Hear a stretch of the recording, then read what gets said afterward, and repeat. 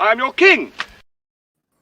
Good evening, good afternoon, good morning, whatever the case may be. Welcome to Art of the Hero with Mike S. Miller. You are watching Nerds of the Round Table, this special Game of Thrones edition brought to you by these lovely people here. To my right, the lovely couple from Order of the Green Hand, Dave and Mary Ellen. Guys, introduce yourselves. Good evening, good afternoon, good morning, whatever. Hey, what's up? Dave, this is Mary Ellen from the Order of the Green Hand. Hello. We're here to have a little fun with Quinn and Mike tonight, and looking forward to it. Make this all late. Make this all late. I don't want to, pass the blame to anyone, but it was Dave's fault. Thank you.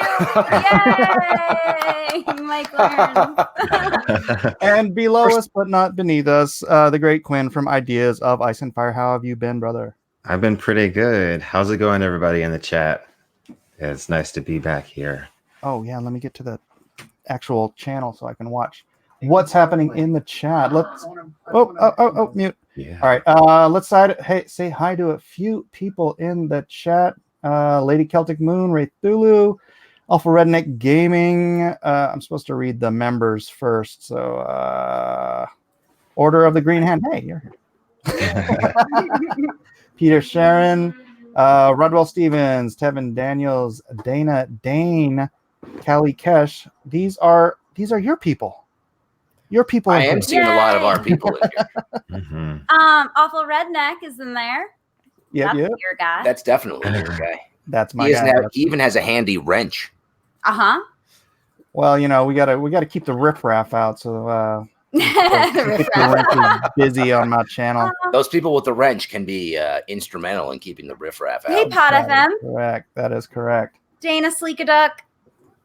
Thank you, Tevin Daniels. Yeah, I just Very posted nice. that up. It says Ideas of Ice and Fire. Big fan of your Dune series. Yay. You guys share this out and let's try to get a lot of people in here. Did you put it on our community page? I put it on our community page, Facebook, and Twitter. Great. Yeah, and this is there's only a giveaway, this is only right? a 1 hour show. We won't be doing a 6 hour long marathon like we did on Order of the Green Hand on Tuesday. You guys did a streamed for 10 6-hour hours last stream. week.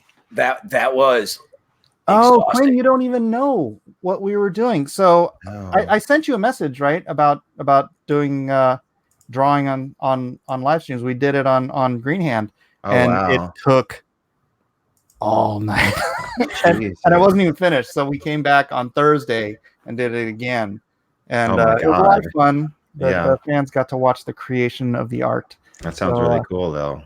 Yeah. It was pretty And cool. Mike did it on his live stream on Wednesday as well. Yeah. Wow. He drew this cover for 3 days. Okay, I guess I should show it. It's Yeah, you gotta Sure, show it. yeah. Quinn. yeah. Let We me, all voted hold on. and picked the scene, and yeah. Yeah, the scene, Oh, that's the moment. super cool. He drew way too many people. It was Really? insanity. Quinn, you want to come on and do it with us next time? I mean, sure, if I'm not too busy, for sure. Yeah. I'll tell you Yeah. what. It was so much. You'll love it.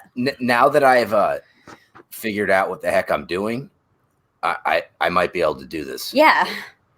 The first day was a little bit of a disaster. I'll just You might be able to spend do for an what? hour. Like, you mean stream or what? Oh, you mean like stream for that long? Wait, what do you mean? What are you talking about? I don't know. Application window. All right. Let me see so you can see this. Oh, wow. Holy shit. So yeah, this. So what we did was we like took ideas from I had the 2 different chapters I could choose from. This is the cover for A Clash of Kings. I think the renumbering is it's number 3, but we had 2 chapters to choose from, and of course Dave is like, "Hey, let's do a riot." And Oh, it's the King's Landing, right? yeah, Oh my God. change the grayscale. It's a lot of figures. Rasterize is better. Yeah, and my initial idea was, yeah, that sounds like fun. I can do it. I could do it like kind of at this level, right? So I'd draw maybe 30 people, and then we start reading the description, and the people from the chat are saying like, "Oh, it's got to have Tyrion. It's got to have this. It's got to have that." And then we're like, "So it's got to have horses. It's got to have everyone in the thing, and it's got to have the crowd." And I'm like, Oh my God. "Show me now." Wow. You sent that to me, Mike. I zoomed in on my phone. I was floored. I I don't didn't know even how send many you the high people res. it's gotta I be was like 250. speechless. Like I was like, There's oh, so much Quinn, detail. isn't it like there's hundreds of people? Yeah, 236. I think somebody counted. Yeah. Yeah. Yeah, I think it was 7 who counted that. Can you show Quinn, me, and Dave? Yes, we might be standing in the crowd. Oh my god! There we are. We're standing in the crowd. Oh my god, that's hilarious. No, I actually haven't turned this in yet. I could probably still change one of these faces and make it Quinn. I mean, sure, yeah. Fun. That was so much fun. I mean, we were streaming, Quinn. Like people went to bed, got up, and we were still streaming. Yeah. I actually was gonna pass out, and I actually went and I had to take a shower, wake myself Oh my up. goodness. I went in, took like a 3-minute shower, got the juices flowing, and I came back. Yeah. Yeah. It was So much fun. It was like almost. so. 4 Yeah, o'clock next in time we the do this, I'm not. No more riots. No more. Yeah, that's I was thinking about trying to figure out what battle scene maybe I could get him to do next. That sounds just as bad. You're a funny guy. But it was fun getting the input from the crowd. You know, like they wanted to make sure that that Joffrey had the poop on his face, and you know, Cersei had the resting bitch face, and Tyrion was running up on him and stuff. So that was a good time. It was a good time. I mean, I had to draw it anyway, so I might as well draw it while hanging out with you fine people. Wow. It was so much fun. Hey, Maru. Maru, And thank you, Lord Commander, Captain. Moon Glow. Maru, I don't know. Did you are you subbed to Mike's channel? You didn't get a notification. You got to turn all that shit on. Yeah, or maybe. There's like 9 buttons you got to click. Yeah, you gotta do. Oh, for notifications. Yeah, because I guess he subscribed, but he didn't get the notification. Lord Captain Commander Dunn of the Queen's Guard for $1.99 says the rat cheese corp of the Queen's Guard is here. Oh, core. Thank the gods. It's my Lord Commander. That's the Lord Commander of her Queen's Guard. Well, welcome to Art of the Hero. Art of the Hero. Out of the year. First of their name, Game of Thrones. Got says the detail is amazing. Thank you very much. Yeah, we don't want to focus on this all night. We do want to kind of talk about a sort of ridiculous, sort of unbelievable rumor that we're gonna talk about anyway, because why not? All right, so let me stop that. Where is it? Oh, and by the way, ladies and gentlemen, in the description there's a link to last week's Nerds of the Roundtable episode. If you leave a comment there, you'll be entered to win the lithograph that you saw at the beginning of the stream, the Robert versus Rhaegar lithograph. It is a officially licensed lithograph from 2003, signed, numbered, certified, obviously licensed from George himself. So drop a comment in there, subscribe if you would please, and we'll give that away at some point during this episode. So stick around and let people know. And what was I trying to share? The rumor. Stupid rumor. The rumor. Nobody's gonna believe this rumor. Oh, yeah. But we're gonna share it anyways. Nope. I'm gonna be blank slate. So is it the brand guy that's saying this? I don't know. Because maybe he truly believes it. I just don't believe him. Yeah, maybe. Gosh, he'd make a great like young John Lennon. Is this Isaac Hempstead, right? Yeah. That's Okay, not again.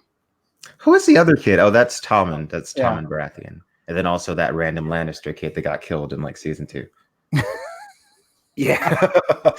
That's Tommen. Oh my. All right. Game of Thrones star says unreleased season 8 alternate ending may mend fans' hearts.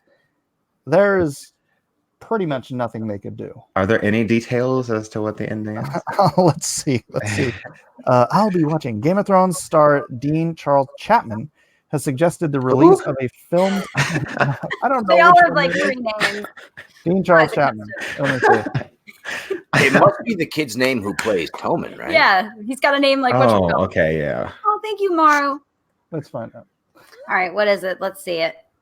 Yeah. Oh that yeah, one. it's him. Okay. Yeah. Poor Tommen. Has suggested the release of a filmed alternate ending to the show could mend fans' hearts following the show's controversial finale. It comes in response to star Christopher Hivju, I don't know how to pronounce that, revelation last week that they had shot a second ending to the series. They shot 2 endings, and this is the one they used. Who is Christopher Hipchu though? I don't know. All right, here we go again. I need to know these people.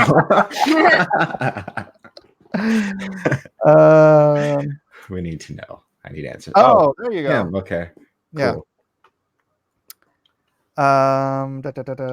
Read more. Well, we shot an alternative ending. The Tormund Giants game. Oh. I guess we could have just kept reading. Yeah. Tormund Giants Bane actor said at a Q&A, "That was mostly for fun, but I don't know if I'm allowed to tell you about it." Chapman, who played Tommen Baratheon on the HBO series until 2016, has now backed calls to release the alternate ending, release the Snyder Cut, telling TMZ when quizzed on a possible release, "Yeah, why not?" That's great writing. When the interviewer suggested it could be to see what it's about, the actor responded, "Yeah, exactly. I know they're doing spin-offs as well." This is so much non-information. It's like the worst. Right. It's like somebody got like a tweet from this guy and wrote an article about it. The interviewer then argued it could mend fans' hearts. Chapman adding, "Exactly. I'll be watching." Oh my god. This entire thing is like 6 Are we gonna watch it? words that he had in the entire. This is such BS. Okay, so the Tommen guy is like, "Oh, we filmed an ending for fun," and then the random Tommen guy jumps in, and he hasn't even been on the show for like a couple of seasons. Thank you. He jumps in like, "I would watch it," and they make a whole article about it. Like, Game of Thrones actress says they filmed a secret ending that may save this show, and men like, what? This is the most BS article ever. I swear to God. I do apologize. I didn't even read. I wanted it to be a surprise to me as well. And surprise, this is really dumb. Such BS. I knew it was gonna be BS. Yeah. Has there been any like real, actual, decent news? I've stopped paying attention. I mean, they're working on the show, the new show, the Dragon show, but the one that's based off of Fire and Blood. Yeah. So that's happening, but like other than that, I don't know. It's a bunch of nothing. Like It's a bunch of nothing. Yeah. Did you watch it, Mike? Did I do what? Huh? Did you guys watch the ending? The ending of what? The new alternative ending. It's not on here. It's not on there. It's just a BS article about how there might be an ending somewhere. Oh, come on. Because the Tormund Giantsbane guy said we filmed an ending for fun. Which I don't even know how you can take. We filmed another ending just for fun and then think that it's going to be some amazing ending. Oh, no. Here's a funny thing, though. Star Amelia Clark also said fan petitions to remake the season and the backlash were, quote, flattering. Huh? Okay. She was flattered because everyone hated the last season. She's like, I hated it too. She's like, I also hated it. I mean, her one comment was one of the funniest things ever when she was interviewed before the season, and she just goes, "Best season ever." Okay, now here's where I'm going to call bullshit on Amelia Clark. She recently said, "I had no idea there was that the season was bad. I thought the season was good. And now I feel bad for my friends. David and Daniel are my friends." She said now that. I feel really bad for them. No, she doesn't. She just her publicist told her to say that. Do you know what I think happened? Like when she was doing this stuff beforehand, it was just like natural. It was a natural reaction. She wasn't thinking like, she wasn't thinking that people would have like such a crazy negative reaction. So she was just giving her natural reaction. But then after all that, because those clips blew up of her like being like best season ever. So I'm pretty sure someone like checked her. I was like, hey, from now on, act like you don't know that the show is terrible. Like, Yeah, act like you don't know that it's bad. Do So what exactly. Tyrion did. Yeah. Tyrion goes, David and Dan are the most skilled television writers I will ever have the privilege of working with. And he just goes, "You're in for it." Are you okay, Tyrion? Do you need to be rescued? He spoke like an actual Blink robot. twice. Blink I was twice. programmed to say this. God. It's almost like a joke. It's just a bad joke. Get It Harry is. Emmys was like, "Yeah, I'll take that question."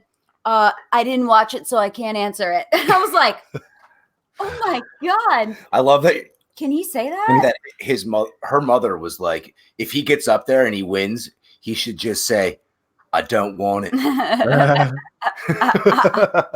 don't want it. She's my queen. Oh, stop. It makes me cringe. It really does. Even he was like disappointing before the season. They were like, how would you describe it? And he goes, disappointing. Yes. Yeah, you made that video, man. Yeah, I mean, like, yeah, the whole thing is a big joke. It's funny that it's like universally panned. I never thought like a season of Game of Thrones would be so universally like panned and just hate it. And it's funny that there still is a certain percentage of like, I guess the population of the fandom that still like acts like that it was like somehow like some kind of masterpiece. I still see people tweet every now and again, like, by the way, Game of Thrones season 8 was actually good. As if everyone else are just trying to be like fucking, I mean, contrarians or something by saying that it's bad. I'm like, come on now. You know what I like is that the last time I think we were together talking about this, we were just really, really mad. And now it's like looking back far enough away, we can just laugh at all this ludicrousness. Yeah. It's like someone died. And, you know, eventually you get over the grief. And then you're like, hey, remember when he like drove the car off the cliff? Exactly. Remember when she burned all those people? It was hilarious. Say that. Oh, yeah. She was burning people up till the thing ended, like in the background, really small. You just saw her just continuously burning people. Yeah. Missed one. Yeah. I'm like, she's still burning people right now. Still happening. The episode ended and she's still there. She is. Just light those kids on fire. Moonglow says, Donnie's McQueen. She's McQueen. And I didn't notice this, but like last night someone said it to me and the news said, yeah, there's only how many minutes of dialogue in the last episode? See, I black a lot of this out. See, because I can't, it's like a coping mechanism, I think. Yeah, there was like 15 total minutes that had dialogue in it. There was almost as much time spent on Tyrion walking in silence. There was so much walking in silence. Jon Snow walking to the throne room, Tyrion walking in like the caves, Jon Snow and them like walking into the woods at the end. It was just like so much slow walking for no reason. And I'm just like, because they were trying to echo Brienne's chapters in the A Feast for Crows. And still, that's way more entertaining, and I would much rather have seen that. I'd rather hang out with Nimble Dick. She was with guys like Nimble Dick and stuff. So. I know. Keeping it real. In Pod, can't figure out if he wants to call her Sir or Malay. You know, say what you want about Feast for Crows. That's like the main world building book for Westeros. Like they're walking through like Westeros, Riverlands. You learn so much about Westeros that you didn't know before. Just the structure of it and how people live. And what the people actually think about the kings and who are ruling. Because like I think we read it and we have this idea that like, oh, the Targaryens were bad and they kicked the Targaryens out, so the people must hate the Targaryens. But I like how you learn through Brienne that actually the people have a totally different opinion. They view like Robert Baratheon as the guy that like totally effed everything up. And the last time things were good for them were when the Targaryens were ruling. So I think that's really interesting how George R. R. Martin does that. Well, that's a reality. I mean, even if I don't want to get all political on it, but even going from like communism to capitalism in Russia and in Romania and all the Eastern Bloc countries, man, that was not an easy transition. And you're changing, you know, the entire kingdom with going from the Targs to the Baratheons, who just didn't have the same sense of infrastructure, right? People always resist change. Yeah, so the change is going to be hard, especially for the little folks. Same thing with Daenerys in the East, freeing slaves. Like she caused so much like just crap. Yeah. She even had people like wanting to sell themselves back into slavery at some point. Yeah. Yeah, George is such a great writer. Yeah. Yep. What do you do when like you free a bunch of slaves and then you have people literally coming up to you and being like, can we like sell ourselves back into slavery, please? Yeah. She was like looking at the person like, really? Are you kidding or like, are you serious? Like, yeah, our lives were easier as slaves. Like, what do you say to that? It's a tough spot, but that's why you have to be kind of resolute in your convictions as a leader. You have to believe in it because people are going to want to just resort back.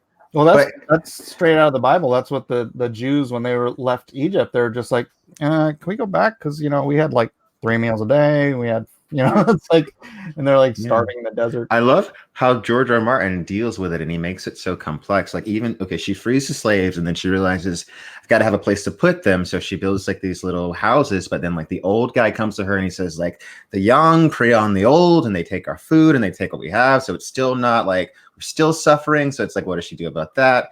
Like she has such complicated problems, and there's a lot of like complex issues that are going on in the books that I feel like the show just totally like brushed over. And it was just like they dealt with it for a little bit in the show. They portrayed her problems in the East as like a bunch of people in masks that are never identified were just running around like killing her like extremely well trained soldiers like randomly, like ruthlessly. Extremely well trained soldiers didn't actually appear to be very well trained. Yeah, so that's how they handled her problems in the East, and then in the end, she just suddenly had control of the dragons, and she burned them all, and it was fine again. Free. She's like, I couldn't control them the last season, but now, F it, I can. You know, they tried to literally kill me, but you know now. I flipped the switch, and now I dominate them, all three at once. Yeah, that's something that's like really funny to me when that was happening, because like in the book, like a main thing is like the dragon has 3 heads. Who are the other 2 that are going to ride the dragons? And in the show, they just kind of say F it, and they're just like, you know what? She's got it. Well, you know, those dragons are expensive. That's probably true. Maybe that's why the dragon battle in the Long Night was so dark. You can barely see what's going on. So they can just keep reusing something. Dude, you know, the models for the dragons are identical. And they have been for like several seasons, I think. I think they've always used the exact same one for every dragon.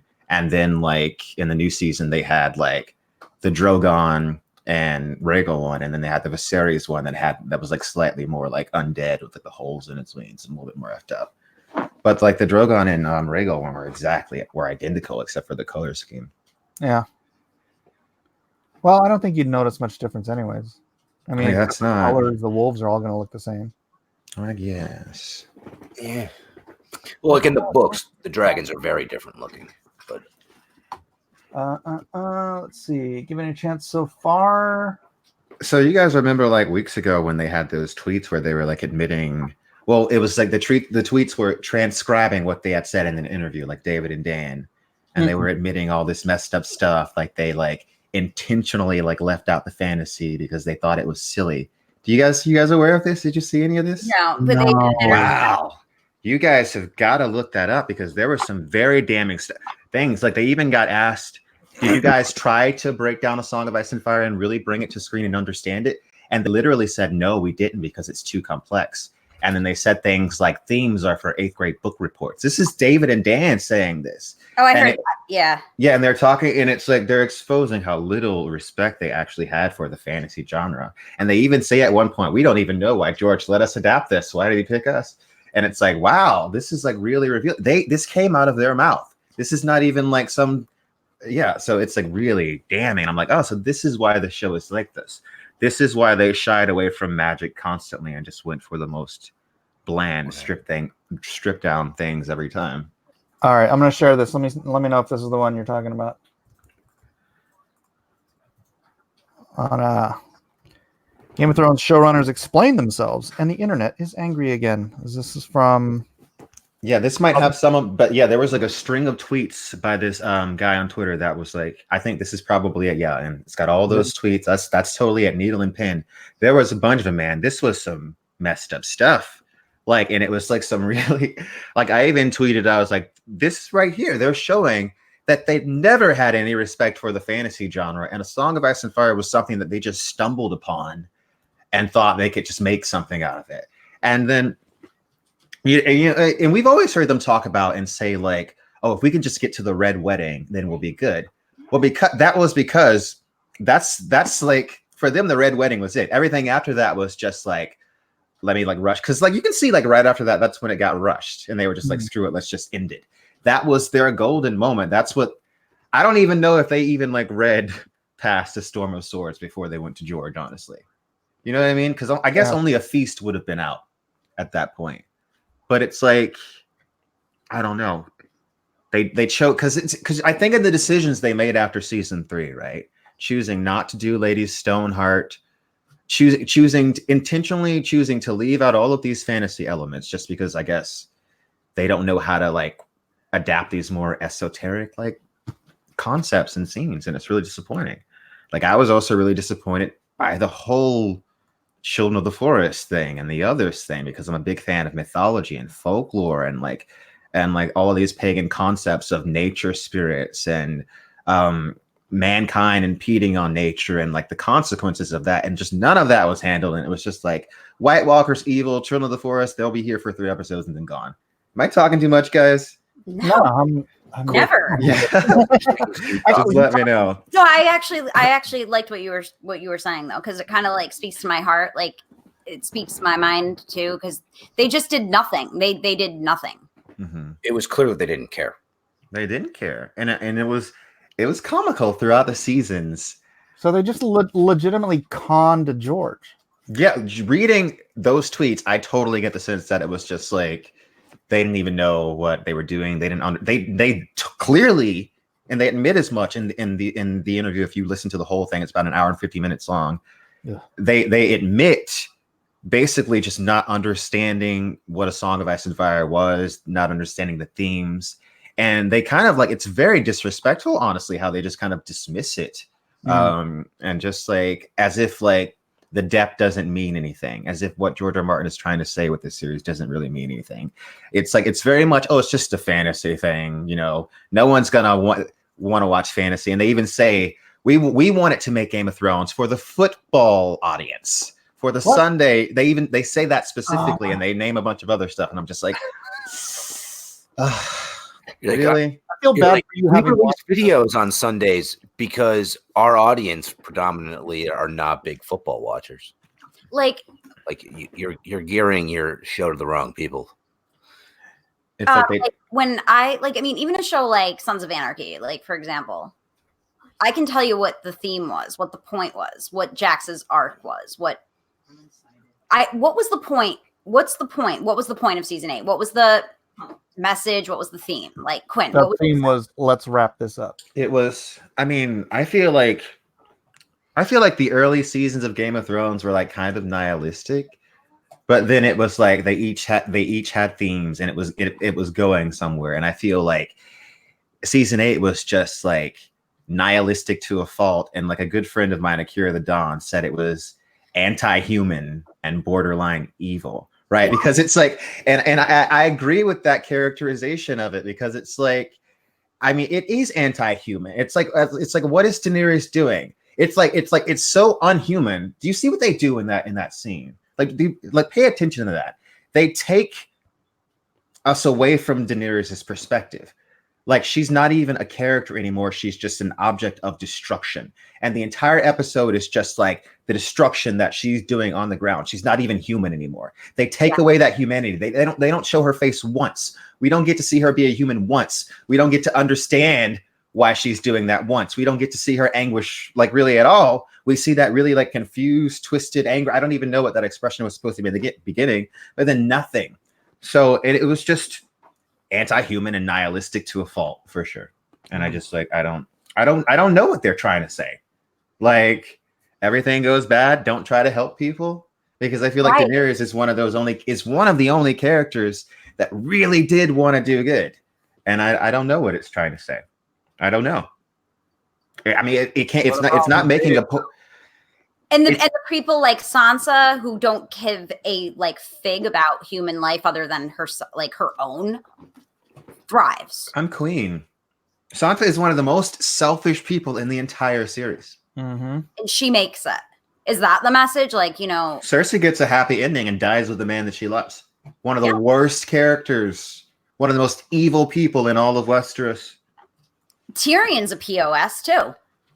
Tyrion doesn't sneak in the passageways, and you didn't tell Dany that. You're trying to minimize casualties. You're so hung up on minimizing casualties, but you're not giving her the intel that's needed to minimize casualties. You got her dragon killed. You got Thoros killed. You got the wall taken down.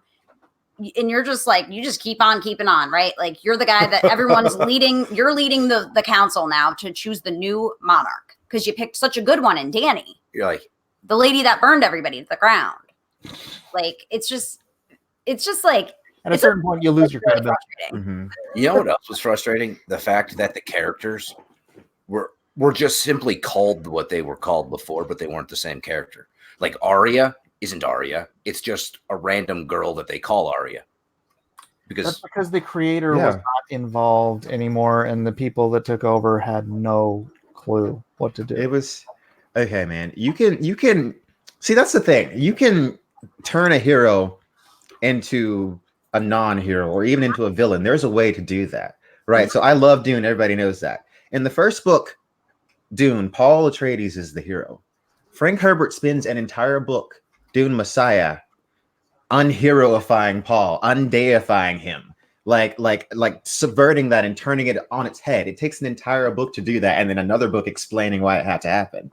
So like, I don't understand how like people can say, oh, it's character development to have Daenerys suddenly snap and to burn a bunch of people. That doesn't even, I don't know. It just doesn't make any sense. She snapped, Quinn. They said she made it personal. She looked at the Red Keep and goes, you know what? This is personal. I'm going to burn everybody. It was personal between her and the million complete strangers that she killed. Yeah. But there is a way to take someone that's your protagonist and, you know, like the central kind of hero of the story. They do heroic things in the beginning, like Walter White. You know, he helps Jesse. He's trying to do all of this for this righteous cause of helping his family. But by the end, he is fucking Heisenberg, and he is scary. Heisenberg. That was a development over time. That was Well, no, because you knew the seeds of. You saw the seeds of. He was a narcissist from the get-go. There's right? a big difference. But that's the thing is with power, and a you add power to narcissism, and then you get tyrants. Yeah, Walter was a great example of a covert narcissist. Like he was very much like, I was wronged by the world. I should have had so much. And then once he found out he had, I mean, we're not talking about Breaking Bad, but it's so interesting that once he found out he had cancer, and then once he started making meth and he started to build this whole empire, that side of itself manifested itself and he developed into more of an overt narcissist. And he started to like, so that's one of the best series ever. Like I saw it, like, it's funny how like now Game of Thrones is ending and it ended really badly. Everyone wants to say like, name another show that ended that it had a good ending. Breaking Bad, Mad Men. I can name Sons of Anarchy. People complain so many. about Yeah. I mean, there's so many. There's so many. Okay, here's another good example. Clay, although he wasn't a hero on Sons of Anarchy, he was like a guy where you understood where he was coming from. Like he loved Gemma, he was doing this. You could understand the motivations. He went to like a really dark place, but it was slow and steady. It was one thing happened, then he had to cover that thing, and then he had to do this thing to fix that thing to do. And then he found himself like in this thing and he was in a really dark place at the end. That's slow and steady.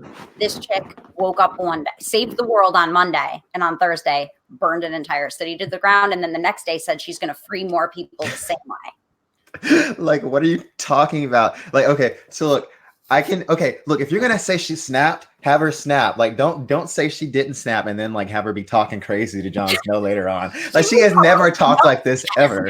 Daenerys has never said shit like that. Like, she's never said crap like this ever. Ever has she been like, I'm gonna liberate the world with fire. Join me, Jon. You sound like a literal like cult leader right now. Right? Yeah. My brother-in-law said this right when he watched it.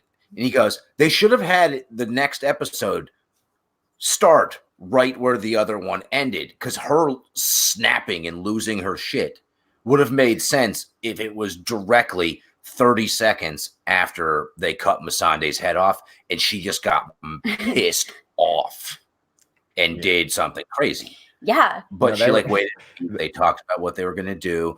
They made a battle plan. They won the battle. And then she just killed everyone for no reason. You forgot the most important part. Jon Snow wouldn't give her the D. So it was like she had to like her friend, her best friend dying right in front of her wasn't enough. Like she had to. We're just gonna go back to all the problems with the show again. like opening up the casket and looking at the corpse again. And he's like, I love you. The thing that irritated me was he was gonna die and didn't just freaking grab Cersei and jump off the thing. Or it was more like a, I love you, and she like went to kiss him, and he's like, but not like that, not like that. He's I like, love you "No." as a friend. Like, I'm gonna kill people. I love you, Queen. Why don't you start with Tyrion, Jon Snow, and Varys? Yeah, like Forget about those women and children. Those are the people that really needed to go. Just light them up. I was like, John pretty much needed to go the moment he just sat there and didn't light the pit. You know what's on a dragon 11 feet from the pit. We talked about that in our night. All right, this is gonna go all night. Hold on a second. Lord Commander Dunn of the Queen's Guard for $1.99 says, Quinn, Order of the Green Hand, I'd love to see you tear Yezenirl apart. What's What's that? Yezenirl? I don't know who that is. I have no idea what that is. And I don't want to miss Not out. sure. I know we want to get back, and we're going to talk about Game of Thrones all night long. But Quinn, you told me on the DM that you have been making some progress on your comic book. Yes, but I'm not ready to talk about it publicly yet. Oh, okay. Talk about it with you later on. Yeah. All right. But yeah, I have a lot of ideas. We talked about it a little bit, like when you were on my channel, like a while ago, actually. Yeah. Yeah, my comic. I've decided on the title Tadia, but like we'll see the name of the first character. But yeah, it's about witches. Yeah. Fun. Oh, Lord Commander again for another $1.99 says, or get Mauler on sometime. You guys would have fun. You guys ever watch Mauler? I don't think so. Oh my gosh, this dude, he spends forever on every video, like months on these videos, but he goes through and just dissects every stupid thing about and he just ripped Game of Thrones. I have seen those. Yeah. Really? Yeah. I haven't watched them, but I've seen them floating around. I'm pretty sure. Check one of them out. He does it with Last Jedi. He does these. I mean, he doesn't have a ton of them because like it takes so long, but they are. This dude is smart, and he freaking. They're entertaining. They're entertaining. That's fun. I got to check that out. I've never even heard of them. I feel like during Yes, Pod FM, witches be crazy, and they are definitely crazy in my series. Witches be crazy. They are crazy. You do not want to wrong these ladies. They will F you up. Come on, give us a little bit, just a taste. I mean, I gave you a taste last time. I've got, these witches. They have a political agenda. I mean, they have this decades-long plan. It takes a decade and a half for it to come to fruition, where they use a golem to create a child, and they name her Tadia Kingbreaker, and she will undo this king. And there's a bunch of like political stuff going on, a lot of drama. I have the witch hunters, who I call the ash makers, who are a big force in this kingdom. It's a lot of moving parts. It's a lot. I think a lot of the first volume, I kind of structured it like a 120-page volume. This first thing. So in the first volume, a lot of it is dealing with like Tadia's family dynamics with her, like kind of like bitchy but complicated stepmother and her younger siblings, and like Tadia finding out who she is and kind of being indoctrinated slowly by the witches so that she'll willingly come to them in the end and do their bidding. So that's kind of what we're working with now. Nice. Yeah. So I'll get more of that in private. Lord Commander again for $1.99. Is the Bells review is 2.5 hours long. Wow. That's the final. That's a penultimate episode. You know what Wenioff called it? Wenioff? Oh, what did they call it? Because I just combined them. They're like Brangelina now. Before your time, they're just Wenioff. But Wenioff called it a siege. What Danny did, a siege. Over. How about that? See, that shows you he has no idea. He's never read a fantasy book ever. I'm convinced they just read the Spark Notes or just looked at some theories online. I mean, you don't even have just read some history and learn what a siege is. He's wrapping his mind around it. That's how I went through it too. He's going, wait, no, just. Do you have a dictionary? Like, are you a writer? Words are your thing. They've done a siege before. Like Stannis laid siege to King's Landing. Thank you. It's a siege. Wenioff. Hey, Lyrical. Oh, happy birthday, Lyrical. Oh, everybody say happy birthday to Lyrical Silence, who's one of ours and is always in our chat. So happy birthday to you. Happy birthday.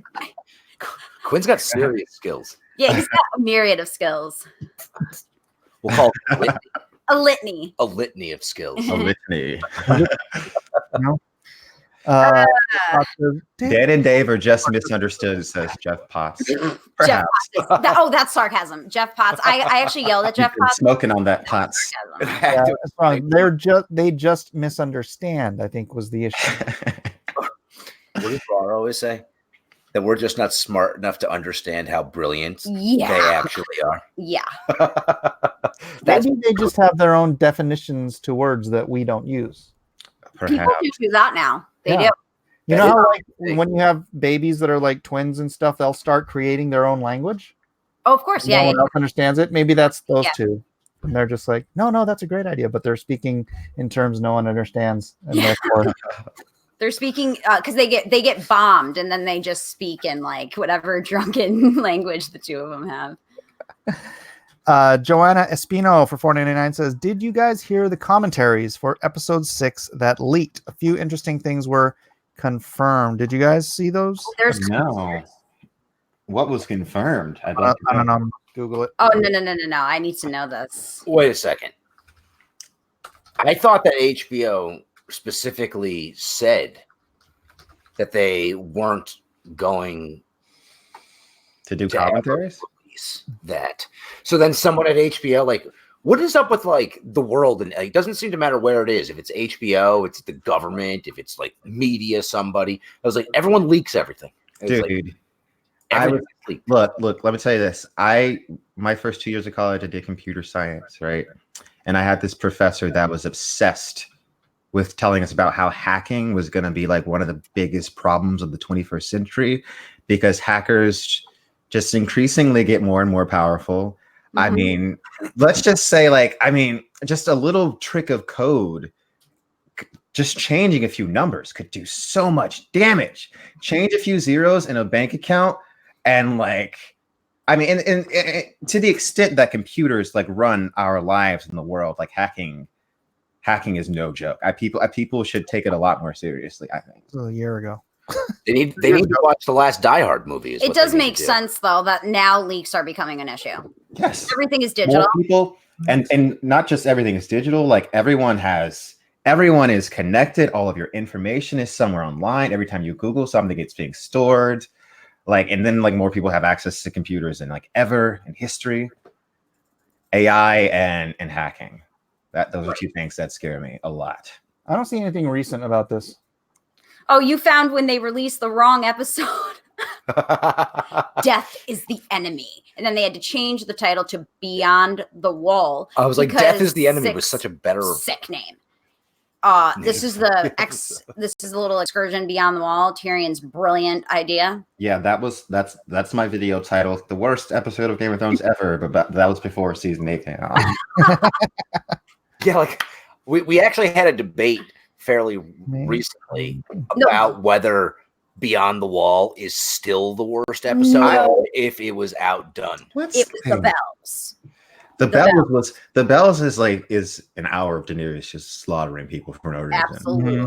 So it's I can't abide that. I can't. The number of times I go, oh my god, it's still happening. Yep. It's still happening. I was talking out loud. Someone I was stop her. No. Why are you doing that? I was like, don't do that. Oh my god. You should have heard me. The first thing that I said when she started doing it, I go, wait, why are you doing that? I walked out. I couldn't watch it. And then I come back and I'm like, and she's still burning people. I remember the first thing I said was she's gonna kill everything. And then when I saw her burn kids, I was like, Jon Snow's gonna kill her in the next episode, or Jon Snow's gonna kill her. I didn't know if he was gonna kill her that episode or in the next episode. I just knew it because I was like, what other direction could they possibly be going? She had to be put down. Yeah. And they drove that home more clearly because we had the final episode had 16 minutes of dialogue and 4 of it was Dany's insane speech. I'm gonna burn everybody, John. Be with me while we burn everyone. Right. She was standing out there like Hitler. I'm gonna make more people free, John. Me and you together. And he's oh my god. Honestly, that they're no longer tethered to their lives. It's so hard to see things that never were, John. Dude, really? You know what I wanted to happen for a while. I thought it would have been cool. I guess this is kind of also me retroactively looking at it. If I was just gonna make my own crazy fan fiction for Game of Thrones, I would have had when Melisandre shows up on Dragonstone. I would have had her like become the person that's in like Danny's ear. And then I would have had her like slowly make Danny become more and more obsessed with fire. And then Melisandre like guides Danny through like destroying the White Walkers. And like after that, then Danny gets it in her head, fire, because Melisandre's always like death by fire is the purest death. So I want Melisandre to be that extra push that drives her mad. I feel like that would have been kind of cool. It would have made at least a little bit more sense, because she's always like death by fire is the purest death. And so Daenerys is at the end, it's like, I'm gonna free them all with fire. And I'm like, that kind of, if she had gotten like, yeah, well, I mean, something along those lines has to happen, because these are the plot points. The major plot points are what the notes they got, right? Oh, is George going to change the major plot points, or is he going to actually make them make sense? She has to do some kind of wrong some way. I mean, I think he probably is setting up to be a tragic character, because I feel like this is too drastic of something to happen for it not to be kind of based on something that's going to happen in the book. Something like this has to happen to some extent, as far as like at least King's Landing being burned and Daenerys like kind of like falling off that post as like a heroic figure a little bit at least. But like as far as like her like suddenly snapping and just burning a bunch of people, I can't see. No. And not without good reason. Not unless we had like several books of like showing her like slowly descend into madness. I would need the Winds of Winter for her to descend, and then it would need to be, and still it wouldn't just be like a snap. It would be like, she'd be a sympathetic villain. You know what I mean? Almost, if she was going to become a villain, like you'd have to understand why she was doing what she's doing. That's right. See that you have to approach it the way George approached Jamie, right? Where he was the villain. He was the villain for the whole first book, and then when you saw his part, yeah, he still did all those horrible things, but you understood whether you agreed with him or not. You understood his motivation. Then you got to identify with him a little more. Joanna Espino for $9.99 says, they're all over Twitter. Actual clips from the Blu-ray. John made a mistake by killing Danny. Danny was actually taken to Volantis, and some inside the episode as well. Cringe.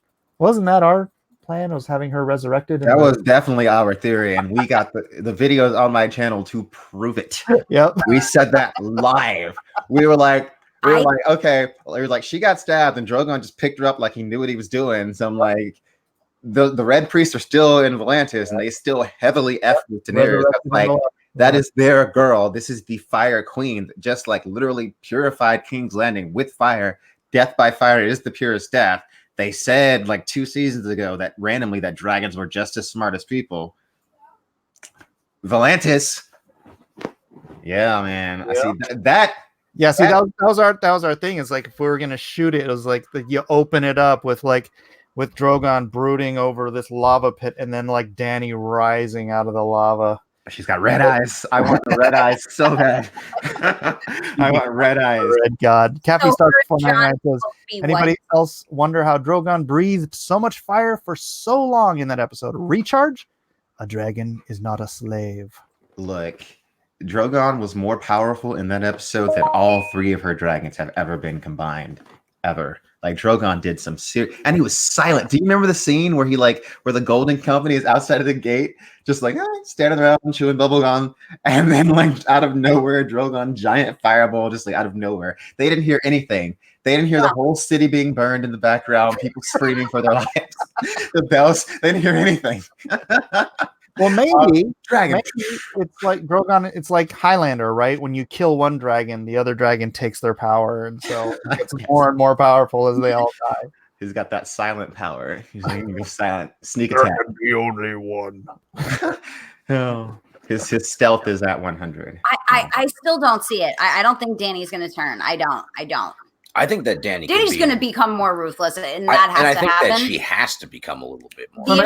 Mary Ellen, you seem dumbfounded by our theory of her rising out of the lava pit. Oh yeah. No, we talked about that on the Night's Watch too. That like she. Oh right. Like you think you guys? I'm sorry. What were you guys just saying though about Volantis? Oh, like they were saying that in like the leaked or the commentary that they said she got sent to Volantis. And she's going to be resurrected or whatever? Yeah, which is like, whatever. It's like whatever, dude. But Like back to Danny though. I'm I think it'll be like a question of perception, right? I think certain people will perceive things that she did as evil and certain people won't. I talked about this at Con of Thrones, never go there. Certain things will be perceived as evil and certain things won't. Like I like, for instance, like what she did in the East. Yep. The East will always remember her as Misa. 500 years, Misa. They will know that name. The freer of slaves, the mother of dragons, they will always know that name. Maybe the Westerosi will see her differently. But if some of the highborn Giscari survive, they might remember her in a different light, right? Yeah. But I think ultimately, like it like the slaves. I think that name will stand because like it's that name will always be more powerful to them because she is the one that liberated them. Like there's so much power in just like names and lifting someone up and just messianic figures. Like I love Dune. I know I brought up Dune already. This is my second Dune card. But yeah, Dune deals a lot with like the long view of history and how things are viewed like thousands of years in the future and how like names echo through time and how like a figure, that name can become a symbol. It'll take on a totally different meaning. It won't be Daenerys Targaryen, who she was, but it'll be something else. You know what I mean? It'll become a symbol. To be honest. You know, it could be the Misa, it could be the mother, it could be whatever. Yeah. The way that I see what Danny's going to do is that, like, Essos, before the Dothraki came pouring out of the east, Essos was that area where the Dothraki Sea is and the surrounding areas up to the free cities on the coast was a very prosperous, fertile place where there were farms and people and life. And then the Dothraki came and now it's like a ghost land. There's nothing because nobody can live while the Dothraki are around. Not there. So there's hundreds and thousands of miles of just empty space where nothing is being used. So they're the only really exporting good that Essos has is this slave trade. But that doesn't have to be that way. So like Danny needs to kind of like sort of replace what she's eradicating in Slaver's Bay, which are people, dealing, buying and selling people with something else. Like Galaza Galari says, our people are made from these calamities so that, we don't have any other things to export and import. And Danny says, I will be the calamity that turns these slavers back into people. Right. So you start... you get rid of the Dothraki in some way. Maybe she'll do something similar to the show. Maybe she'll say, you can live in my new world or you can die in your old one. It's up to you. I don't know. Maybe so we'll see some ruthless things that, like you said, Quinn, that will be kind of like, controversial. Some people will say she had no right to do that. She shouldn't have meddled with, another culture. Whereas other people might say, I think she did the right thing because it was better for the whole of Essos, therefore the whole of the world. Yeah, because there's like a space the size of North America, but she is going to go back completely empty because of the Dothraki and not being used. Yeah, and George had an entire section dedicated to it. Was the breadbasket of the world. Now it's called the Great Desolation. Why? Dothraki. So in order to fix Essos, you have to address the issue of Dothraki. So like our Khal Drogo video, and so I do think she's going to do that. She's going to go back to that to go forward. And when she gets to Westeros, yeah, like there might be some issues with some lords seeing her with all these foreign kind of legions with her as they don't really want to accept her. But to be honest, I see Danny not even wanting to rule. Oh yeah. Freedom. Danny wants to be like when she's out at sea, she said she feels so free and like open. Like she likes stuff like that. When she's at Dragonstone in her last chapter, she feels strangely comfortable there. She doesn't like when when she's holding court, Quinn, she can't sit still. Like she can't keep a regal pose, but she doesn't really even care at the end of the day. By the end of the day, she's been sitting there for like 11 hours and she's like, this sucks. And maybe like they had Dario in the show say, you're not a ruler, you're more of a conqueror. Maybe that's true. Maybe that's all Danny wants really from life. Like maybe she doesn't want to be the queen of the Seven Kingdoms. I just don't see her turning into this like dark villain that's like gonna kill people just cause and like go down that dark path. I just don't see that. George said she's not called Stormborn for no reason. She's gonna be controversial from the beginning. But I think it's going to be ruthlessness towards her enemies. I mean, she even said it. My enemies I will gladly kill, Well, but I will not shed the blood of innocence. She's controversial She now, said- as at this point. George Yeah. gets letters all the time about what's currently in the books. Why Danny? Yeah, like I hate Danny. or like her actions in Astapor. and he's like, well, she did this because of this reason. I could see what you're saying. Like, and he wants people to debate that and talk about that. But in the books, right, in A Clash of Kings, in the House of the Undying, Dany sees the crones bow before her beneath the Mother of Mountains. And so when I saw that scene in the show, I always thought, okay, this is what we were seeing in the House of the Undying. This is the prophecy. This is the Khalasars being united under one ruler, who is Dany. So like I thought that in the show was validation, and that was also the fire for death. So it was fire for life, the dragons, and then death, and then we just gotta wait for the fire to love. Now I did get a little bit nervous when I saw her burn King's Landing in the show, because I thought, like, fire to love, that is really strange language from George. Like, what does that even mean? Like, once for life, one for death, and then one to love. It's not a fire for love. It's a fire to love. Three fires will you light, one to love. Yeah, once for death, one for life, one for death, and one to love. And then All right. Sorry, I hate to. Yeah, we gotta shut up. I know. The thing with live streams is I want to go for 3 or 4 hours, but we can't. This is a 1 hour show. I've got 3.5 minutes left. I got 2 super chats and a giveaway. We got to do the lithograph giveaway. So if you haven't already, please leave a comment in the description. There's a link to a previous comment. I will give you until I'm done reading these super chats to leave a comment, and then we're gonna pick a winner. Lauren, wait. Lord Captain Commander done. Repeats or not repeats for $1.99 says, my lord, would you share my evisceration with these two? I guess I did. Lauren Havelka, toxic fandom exists, but I'm irritated the backlash for Game of Thrones season 8 is being blamed on it by D&D and some of the cast. It diminishes the problems. Thoughts? Yeah, they're not gonna take this as feedback. They think they did absolutely nothing wrong. In that interview, when asked if they listened to fan feedback, they said no. They said they don't care. They don't care. So like it's in that. I'm telling you, go listen to it. It'll make you mad. But like, yeah, you care about the fans who've been reading this for 20 years. Mm-hmm. No, they don't care. Notes. They don't care. They make me sick. Really, the two of them. All right.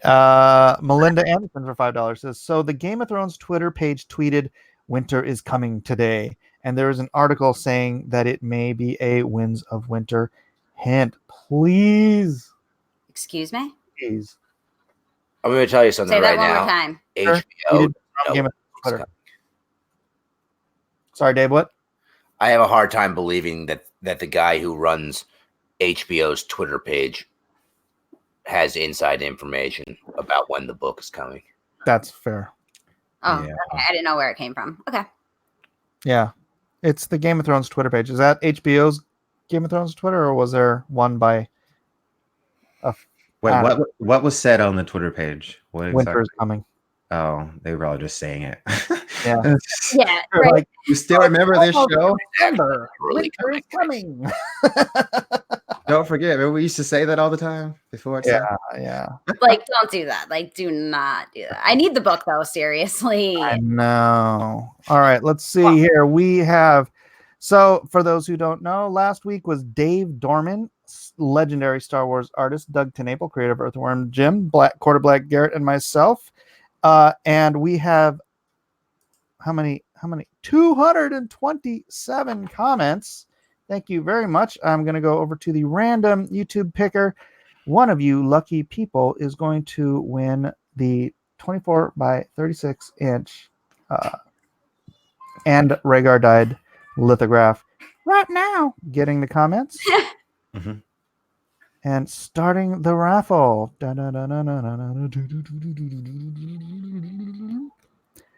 Carlo Matt. Winner. Dinner. Thank you, Carlo Matt. I don't know if you're here, but I'm going to leave a note and my email down there for you to get a hold of me. And congratulations. Congratulations. Congrats! It's so nice. It's so awesome. He's one of ours. Oh, really? Yeah, and it is available on my website at here. Let me see. Stupid mouse. What the hell? Aw. Here.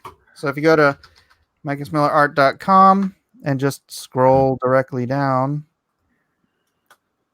you could also pick one up for Christmas or tell your loved one that you want one.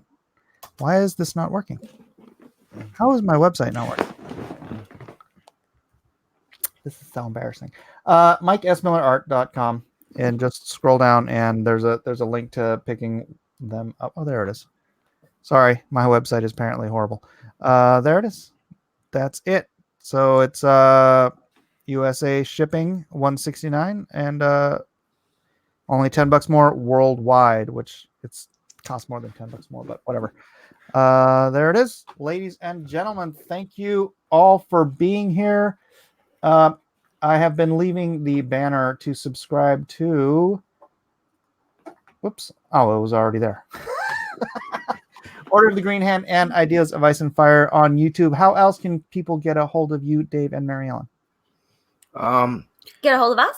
Yeah, we have our Patreon page, which is just Patreon Order of the Green Hand. Green Hand with the E's or 3s because some jerk took Green Hand from us.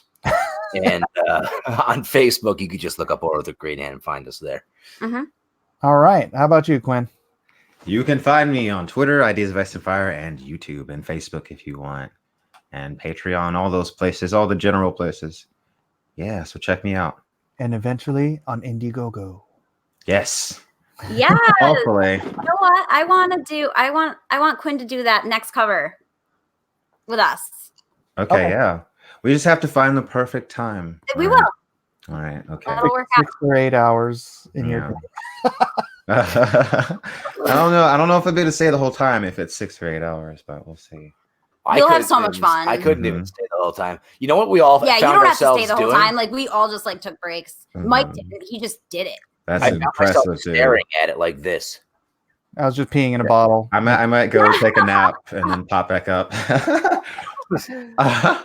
All right. Well, thanks everyone in the chat for showing up. Thanks Yeah, everybody for being here. Please do like, subscribe, share, do all that fun stuff. Subscribe to these great people, and we will see you on the next Nerds of the Round Table. All right. Aloha. Good night. Program. And there's some lovely filth down here.